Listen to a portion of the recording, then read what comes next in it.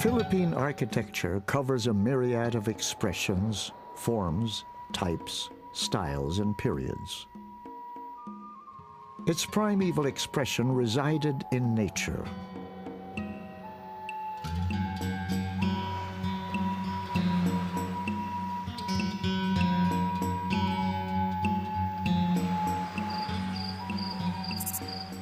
For the early Filipinos who were defenseless before the violence of wind and rain, the cave was a refuge, a place of dwelling. For the most part, the said shelter had always been there, ready for use. But it needed to be reclaimed and made safe from predators. Constructing cave dwellings only required minimal site work and modification, as the shelters took advantage of the structural properties of earth or rock formation in the caverns. The earliest dwellers of caves in the Philippines were the Pleistocene people, offsprings of the Ice Age.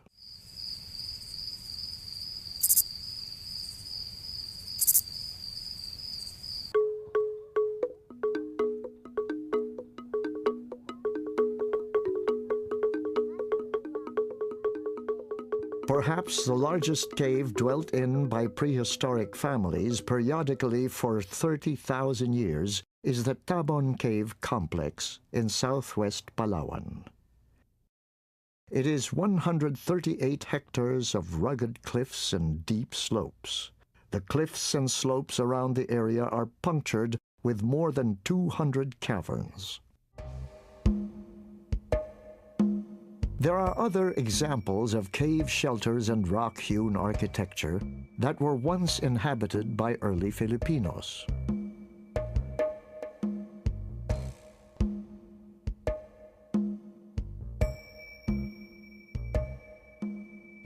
The petroglyphs in a rock shelter in Angono, Rizal, provides evidence of the ancient Filipino's effort to embellish his habitation.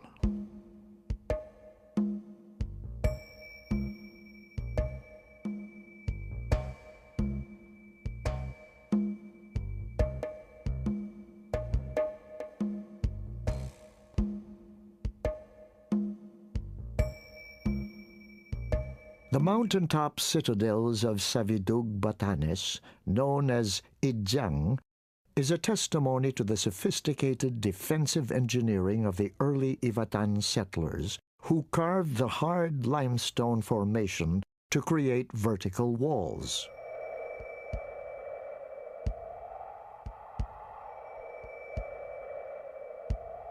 Emerging from the caves, our ancestors initiated the first architectural revolution with the invention of stone tools for cutting fibrous materials, plant stems, and wood.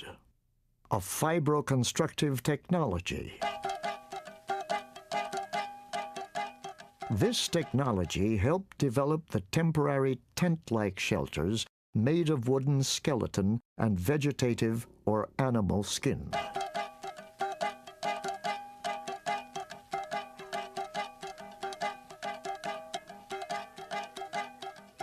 In the Philippines, this fundamental act of building is epitomized by the lean-to windbreak, or the windscreen, which is structurally anchored by a pole or stick at an angle on the ground. The lean-to is the early dwelling of the Aita. This transient architecture is an inalienable aspect of their nomadic lifestyle.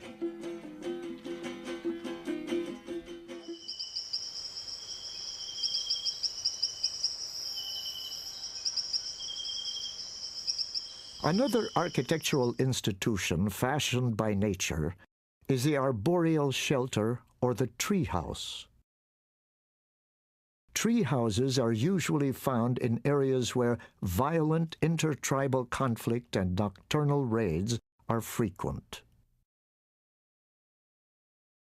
These houses are perched in the forked branches of trees 20 or 40 or even 60 feet above the ground to protect residents from animals and human enemies.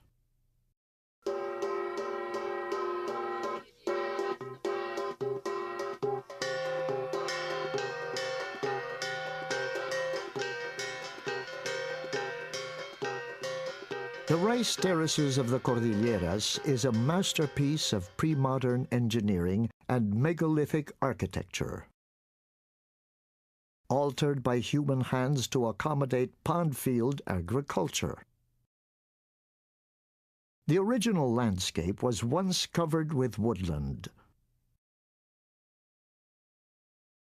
The amount of stones used by the Ifugao in constructing the system of stone walls, canals, dams, reservoirs of the terraces is estimated to far exceed in bulk those used in building the pyramids or the Great Wall of China. The terrace network spans the provinces of Cordillera's Mountain Province, including Ifugao, Bontoc, Kalinga, and areas of Abra. The walls reach up to a height of 6 meters, and in some cases 16 meters, configured in a range of shape and gradient. Every terrace construction in the Ifugao Highlands contains 3 basic elements: the terrace base, the embankment, and the soil body.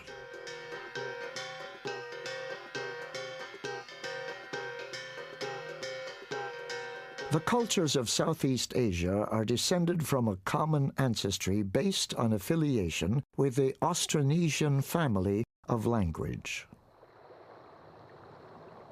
The Austronesian culture is characterized by a worldview defined by a waterborne lifestyle, which manifests itself in the vernacular architecture.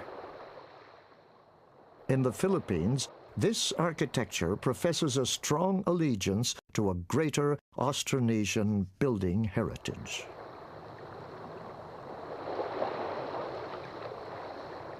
The archetypal Austronesian house consists of an architectural system of a raised wooden structure, typically consisting of a rectangular structure elevated on posts with a thatched pitch roof. These architectural features are contingent on a monsoonal and aquatic-based way of life, as settlement patterns have a direct connection to bodies of water. Because water is a means of transportation, communities were developed along sheltered bays, coastal areas, and mouths of rivers.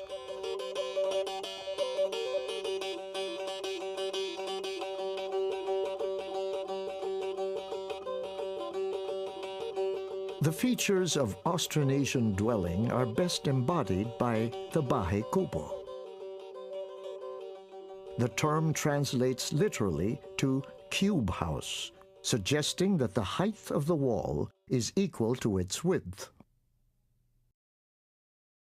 The house posts mark out an approximately square interior space.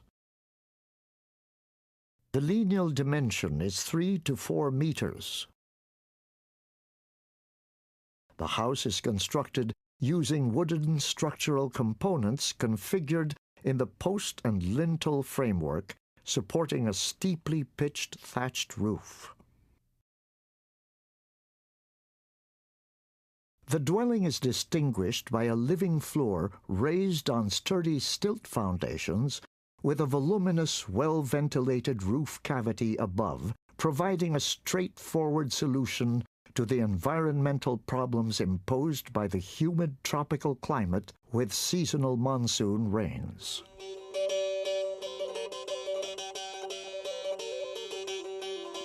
Pile foundations have several advantages in a tropical climate.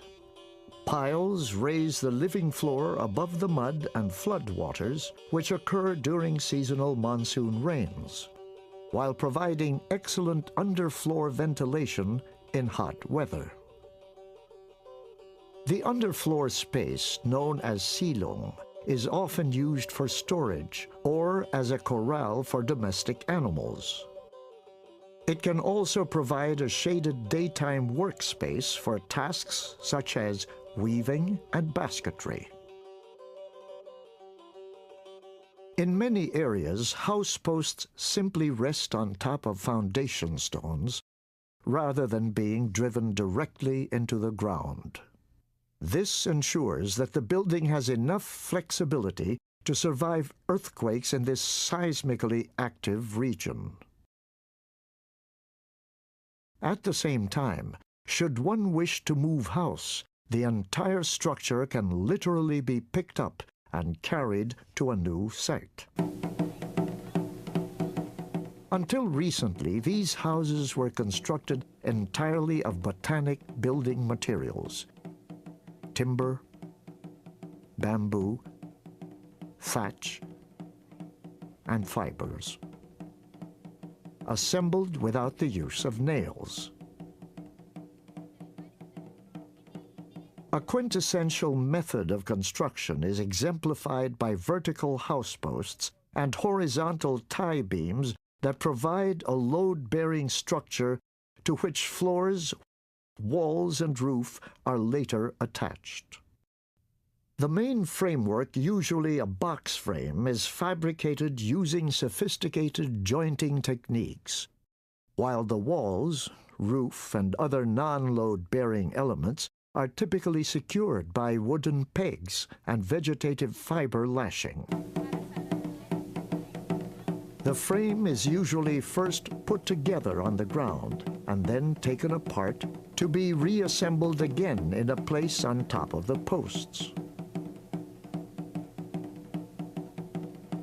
The walls of vernacular structures are made of light windscreen, which provides protection from the elements and secures privacy for the residents. The walls may consist of matting, palm leaves folded round a lath and stitched together with a strip of rattan, flattened or plated bamboo panels, as well as wooden boards and panels, depending on the use and status of the building. In the Bahay Kubo, wall sidings may be of nipa or sawali. The sawali uses bamboo that has been split, flattened, and cut into strips that are woven together in herringbone design, which makes the house like a basket. Windows of the awning type have nipa or palm window lid that can either slide from side to side or be pushed out by a pole. There are usually no ceilings or room divisions. Sawali walls may divide the interior space into rooms with open doorways.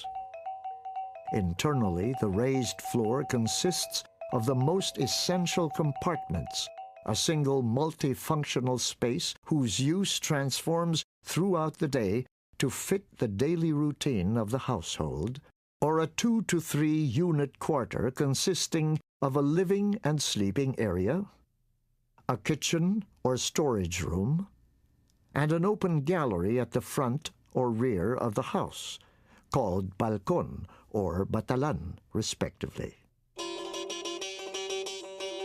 The gallery serves as an anteroom or lounging area. When located at the rear, it is used for keeping water jars or used as a place for bathing. As the household members increase, or when the family ascends the social ladder, extensions are added to the basic form of the house. Behind the house, near the batalan, is a kitchen which has a separate roof and window with a hanging slatted rack called banguera for drying dishes and kitchen utensils. The liquid kitchen slop is poured through the interstices of the split bamboo lath floor. The most distinctive feature of the Austronesian vernacular architectural form is the extended line of the roof, often with outward sloping gables forming elegant saddleback curves. Although Philippine vernacular houses generally lack the graceful curve characteristic of the saddleback roofs of the architecture of the Minangkabau in Sumatra, their hip roofs are closely related to the saddleback type. As in most Southeast Asia, the roof is the dominant architectural feature of most dwellings.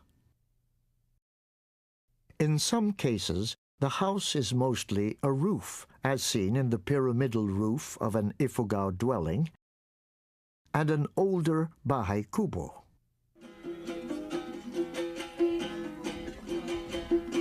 Vernacular dwellings are thatched, a generic name for any roof covering made of dead plant material other than wood. Grasses and palm leaves are the most widely used traditional materials. Despite its combustibility, thatch is watertight and may last more than a century when effectively laid out so that water runs off the entire surface consistently. Cross-gable finials, which hold the rafters together at the ridge, are an ever-present feature of Southeast Asian roofs. The ornamented ones are made by crossed poles that meet at the apex of the roof. Although the Tausugsungan roof is decorated at either end of the house by a horn or crescent-shaped tajukpasong, which is usually a stylized manok-manok or bird, or naga or dragon design, with swirling fern-like ukil carving. The naga, Sanskrit for serpent, represents the Austronesian cosmological model in many Philippine Islamic artifacts, as well as the universality of water in the daily life of Asia-Pacific.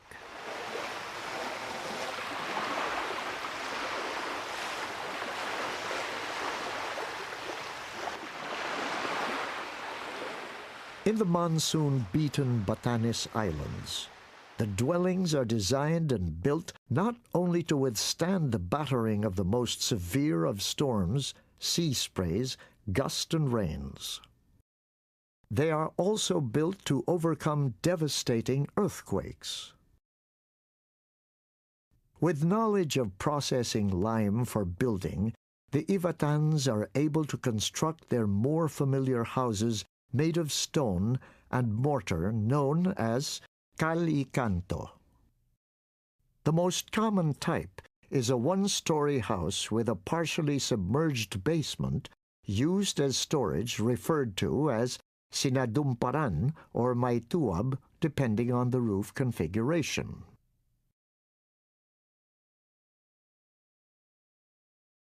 Two-story houses are called raku.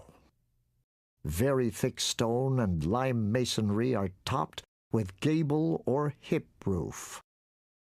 An elaborately crafted truss system with a combination of bamboo, reed, rattan, and kogon roof cover. Wooden post and lintel frameworks are implanted in the walls. A meter-thick kogon thatch, vukid, sharply slopes down and is heavily fastened onto a ceiling. The fourth windowless wall faces the direction of the strongest typhoon winds as the house is oriented north-south. A big roof called panpe, made of strong ropes, fastened securely to the ground via strong pegs or large stone anchors, is thrown over the entire roof during typhoons. In the altitudes of the mountain province, The vernacular houses, although varying in size and shape, were designed primarily to shield the cold weather. William Henry Scott classifies houses in these highland regions into the northern and southern strains. The northern strain consists of houses made by the Isneg and Kalinga, while the southern strain are houses constructed by the Ifugao, Bontoc, Ibaloy, and Kankanay.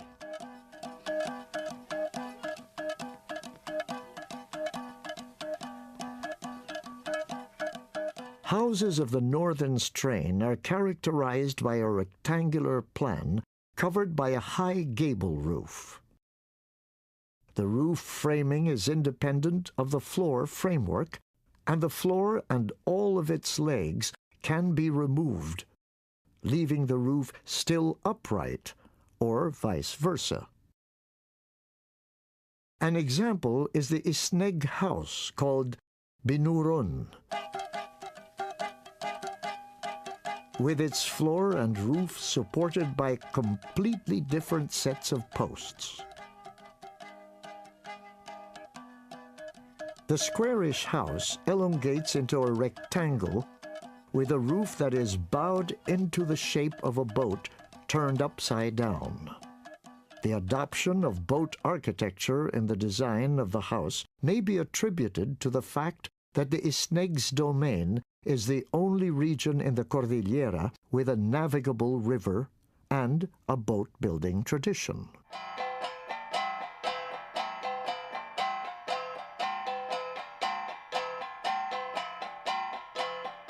The Kalinga construct octagonal houses having 3 divided floorings, the center being the lowest.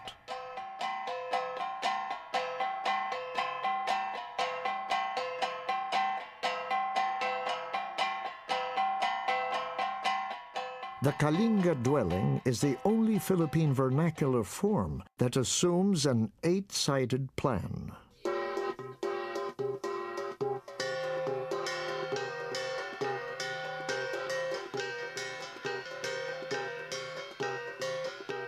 Generally, the Cordillera houses at the southern strain have square plans with either a pyramidal or conical roof resting on the top of the walls of the house. The house is a box supported by posts reaching no higher than the floor joints. The windowless Ifugao house, or fale for instance, appears to be a pyramid of thatch resting on 4 posts. The Ifugao house is in fact a 3-level structure. The first level consists of the stone pavement, whose perimeter coincides with the edge of the eaves, posts, and girders. A wooden cylindrical disc, the halipan, or rat guard, is fitted on each of the 4 posts, rising 1.2 to 1.8 meters from the ground.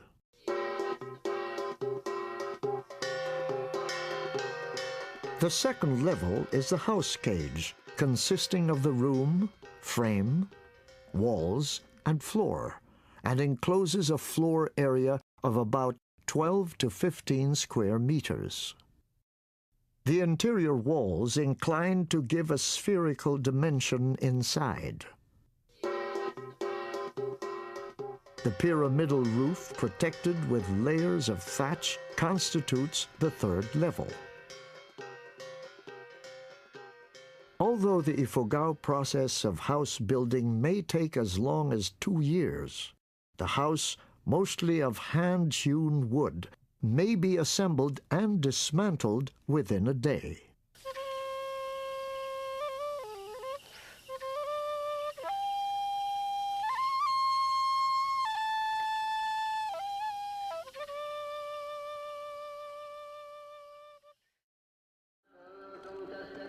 Islam was established in Sulu in the 14th century, and in the rest of Mindanao in the 15th century. Being a religion based on congregational worship, it required a permanent and separate architecture.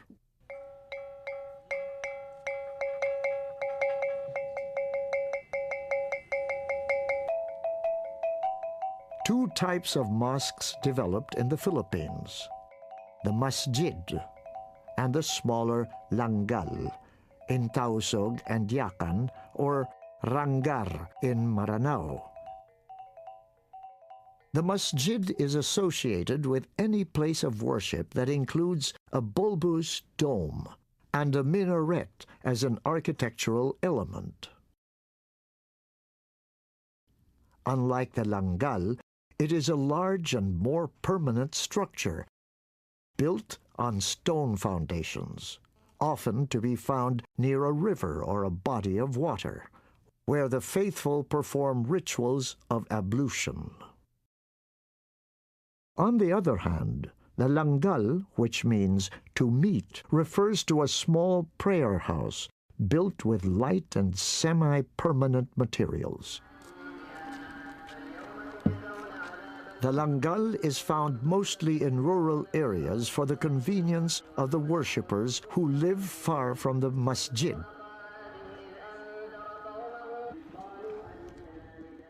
The masjid was originally a multi-tiered bamboo or wooden structure reminiscent of the Chinese pagoda or the Javanese temple, with a roof consisting of 3 ascending layers of flared pyramidal roofs separated by gaps to allow direct air and light into the building. The oldest standing mosque in the Philippines, found in Tubig indentures of Sulu and Mindanao, have encouraged both terrestrial and naval architecture.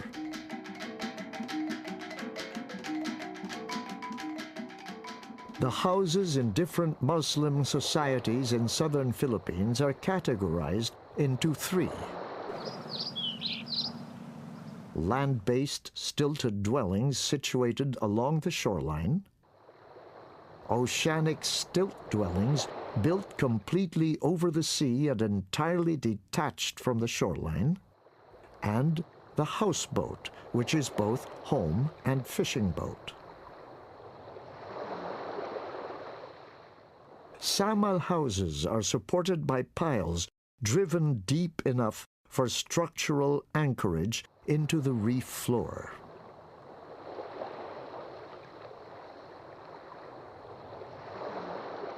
The houses are linked together to the shore and to one another by a network of catwalks and bridges of timber and split bamboo.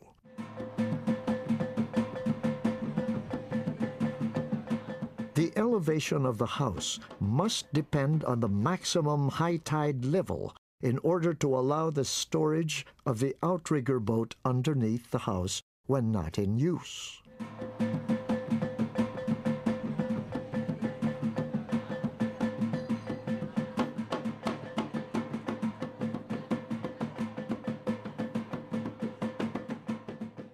For the Taosugs, the construction of the house entails the reenactment of their Genesis myth. The erection of 9 posts is sequenced according to the order of how the human body was supposedly created. The post at the center, representing the navel, is the first to be erected, while the other 8 posts that represent parts of the human anatomy are placed on the perimeter within a specific orientation. Adherence to such sequence are believed to guarantee the sturdiness of the house and the safety of its occupants. The Tausug house, or the Baisinug, is a single-room partitionless structure equipped with a porch and a separate kitchen. A distinguishing feature of the house is the carved wooden finials, the tajuk pasong, placed at one or both ends of the ridge of the gable or hipped roof.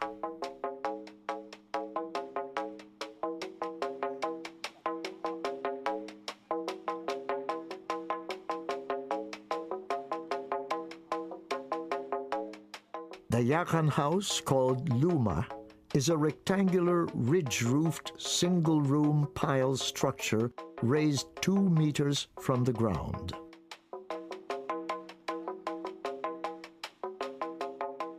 The luma has 3 parts: the kokan or tindakan, the main house, the kusina or kitchen, and the pantan or simpe or porch. The steep pitch roof, sapiao, is concave and is thatched with either kogon or nipa.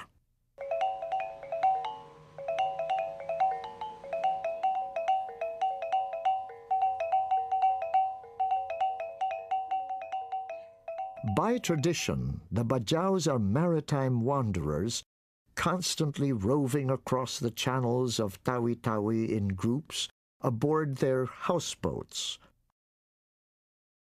Although some have opted to settle on land and use their boats only for fishing.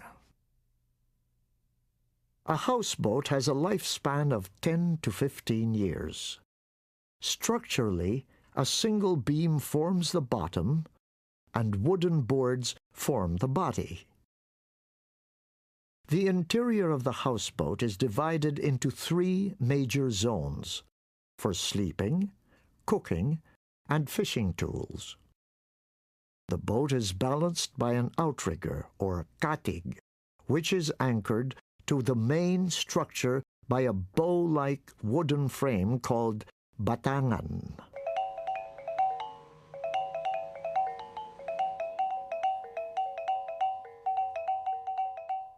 With the death of the family head, the boat is transformed into a coffin.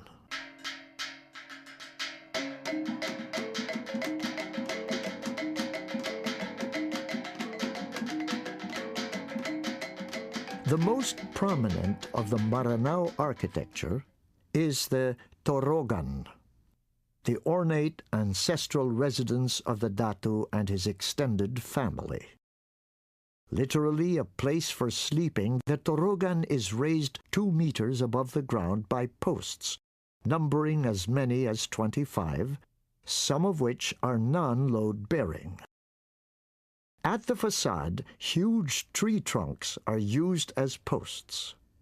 Since the land is prone to earthquake, the timber posts are not buried into the ground, but stood on rounded boulders which act as rollers that allow the structure to sway with the earth's movements.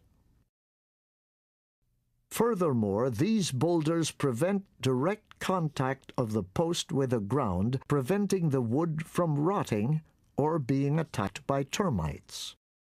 The posts at the facade are usually carved and decorated with okir motifs and occasionally contoured like chess pieces. The noticeable external feature of the torogan is the decorative panolong, a wing-like triangular house beam elaborated by Paco Rabong, or fern designs, or naga motif, evoking the buoyant appearance of a royal vessel. The motifs are chiseled in high relief and painted with bright hues. The side strips, facade panels, and window frames are lavished in the same fashion.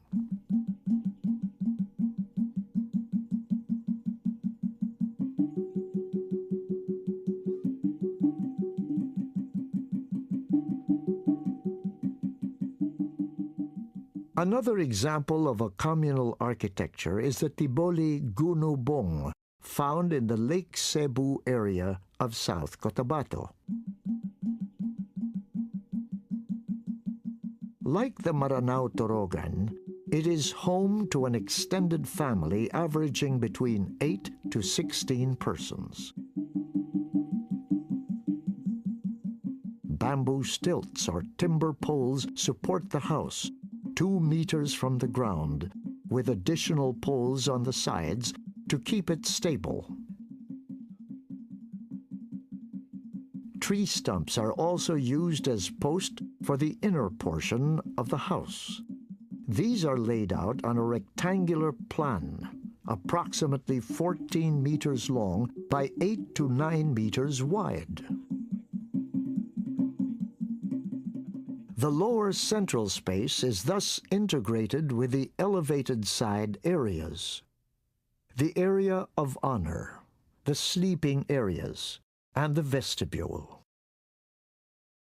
The gunubong is capped by a thatched gable roof, which is not very steep.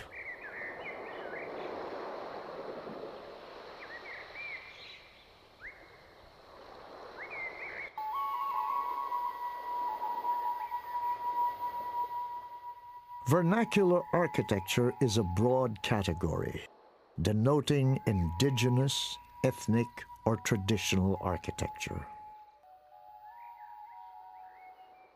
Majority of vernacular built forms are dwellings, whether permanent or makeshift,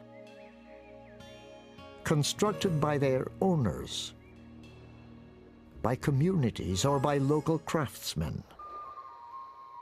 Granaries, fortifications, places of worship, ephemeral and portable structures, and contemporary urban shanties all belong to the vernacular lineage. Undeniably, the vernacular architectural tradition is an omnipresent building practice in the country and remains an accessible architectural idiom to the majority of Filipinos.